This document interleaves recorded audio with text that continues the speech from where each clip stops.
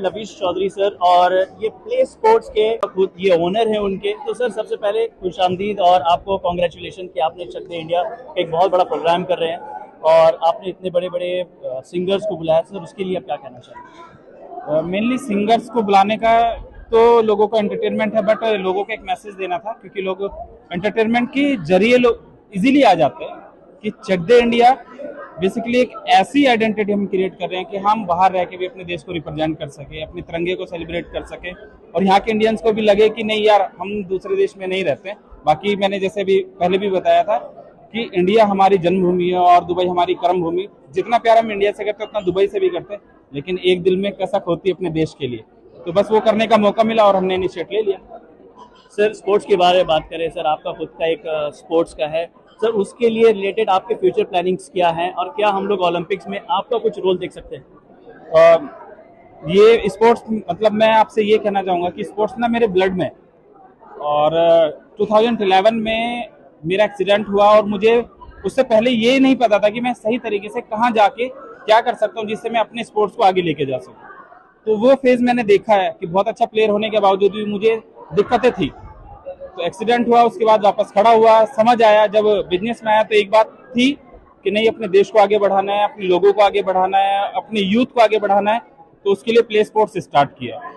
उसके लिए आपकी कोई फीस नहीं लगने वाली और एक प्रॉमिस करता हूं कि ओलंपिक में अभी हम भले ही कोई भी रैंक अचीव करते हैं, लेकिन 2036 एक प्रॉमिस करता हूं कि ये 12 साल लगेंगे, क्योंकि आज से जब हम स्टार्ट करेंगे बच्चों को लेके, स्कूल्स को लेके, उनकी ट्रेनिंग्स को लेके, उसके लिए कुछ भी मुझे करना पड़ेगा। मेरी अर्निंग्स का 80%, 90%, 100% भी लगेगा तो मैं लगाऊंगा, लेकिन इंडिया को 2036 में टॉप 3 में ओलंपिक में मैं देखना चाहता हूँ और वो देखूंगा। और आज तक का कमिटमेंट जब भी किया है किसी चीज के लिए तो ऊपर वाले ने वो सुनी है। यूनिवर्स आपको कराने में लग जाता है जब आप कुछ पॉजिटिव सोचते हो, तो शायद इसीलिए आज ऑटोमेटिक चीजें बनती जा रही है। तो मुझे पता है 2036 का ओलंपिक में हम टॉप 3 में होंगे और हर एक स्पोर्ट्स में। तो अभी तकरीबन 15 स्पोर्ट्स हमने इंडिया में छोटे छोटे बच्चों के लिए स्टार्ट कराया है जो 8 साल 10 साल के हैं, लेकिन वो फ्यूचर है इंडिया का। बाकी आप प्राउड करेंगे कि ओलंपिक में अभी हम जहां भी हैं, अभी टोटल मिला के 10 गोल्ड मेडल है हमारे पास। टोटल मिला के 41 मेडल आए हैं। आजादी से पहले 8 मेडल आए थे, 2 गोल्ड मेडल टोटल उसके बाद आए हैं। अभी हम 5 ब्रॉन्ज लेके आए, 1 सिल्वर लेके आए। मेरा दिल इनसे खुश होने के बजाय ये लगता है कि यार यहाँ पे 60 मेडल हो सकते थे, क्योंकि बीइंग इंडियन दुनिया का सबसे ज्यादा टैलेंट इंडिया के अंदर है। इतनी पॉपुलेशन है, लेकिन सही ट्रैक और सही प्लेटफॉर्म ना मिलने की वजह से लोग परेशान हैं, बच्चे परेशान हैं। तो उसी के लिए हमने जो प्लेटफॉर्म बनाए हैं, बिना लालच के, बिना किसी टेंशन के, उन बच्चों को स्टार बनाना है और अपने देश को पूरी दुनिया पे दिखाना है कि इंडियंस भी कुछ कर सकते हैं। सर 2028 में क्रिकेट इंट्रोड्यूस हो रहा है। विराट कोहली, रोहित शर्मा को क्या चाहते हैं कि वो लोग रहें 2028 के ओलंपिक्स में खेलते हुए दिखे? देखो ये तो चाहत है ही, विराट कोहली और रोहित शर्मा के बिना भी आज जब इंडियन टीम खेलती है तो अधूरी दिखती है। ये मेरी दिल की चाहत तो होगी कि विराट कोहली और रोहित शर्मा रहेंगे तो ओलंपिक में हम शायद गोल्ड मेडल लेके आ जाए। बट अगर रोहित शर्मा और विराट कोहली अनफॉर्चुनेटली किसी कारणवश नहीं भी रहते हैं तो मैं कहता हूं कि इंडिया वर्ल्ड मतलब ओलंपिक में क्रिकेट में डेफिनेटली गोल्ड मेडल लेके आएगा। सर कुछ कहना चाहेंगे इंडियन प्लेयर्स को और ओलंपियंस को, कुछ ऐसा कुछ मैसेज? सबसे पहले मैं उनको कॉन्ग्रेचुलेशंस कहना चाहूंगा जिन प्लेयर्स ने हमारे मान को बढ़ाया, हमारे देश के तिरंगे को बढ़ाया, हमारे देश को चाहे वो ब्रॉन्ज मेडल लेके आए चाहे सिल्वर मेडल लेके आए, उनके लिए।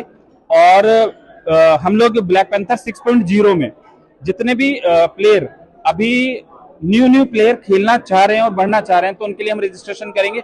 उनके लिए स्पॉन्सरशिप मैं खुद दूंगा और खुद लेके आऊंगा कि उनको किधर भी जाने की सोचने की जरूरत नहीं पड़ेगी। मैंने अभी भी बताया था कि जब प्लेयर जीत के आते हैं तो उनके लिए 100 लोग खड़े होते हैं, लेकिन जब जा रहे होते हैं तब कोई नहीं होता है। तो लवीश चौधरी उन्हीं लोगों में से है जब वो जा रहे होंगे और जब वो कुछ बनना चाहते होंगे तब मैं उनके लिए खड़ा रहूंगा हमेशा। Thank you so much. थी जो उनके वेट का मॉनिटर कर सके, और do you think there was some conspiracy for bringing Vinesh Phogat down? Because it's a huge thing. Definitely she must be having a big team. At least Phogat ji को अगर वो उन्होंने बाहर किया भी है तो तब भी सिल्वर मेडल के लिए जाना चाहिए था। वो पहले मेरी एक मांग रहेगी कि ओलंपिक एसोसिएशन से कि वो हमें सिल्वर मेडल तो एटलीस्ट देना चाहिए। बट अगर टीम या कुछ भी था, कुछ तो ग्लिच था, कुछ तो बैक हैंड पे ग्लिच था कि हम वेट को कंपैरिजन नहीं कर पाए, या जिस वेट में हम लोग खेल रहे थे उसको हम क्यों हम 100 ग्राम के ऊपर भी उलझ गए।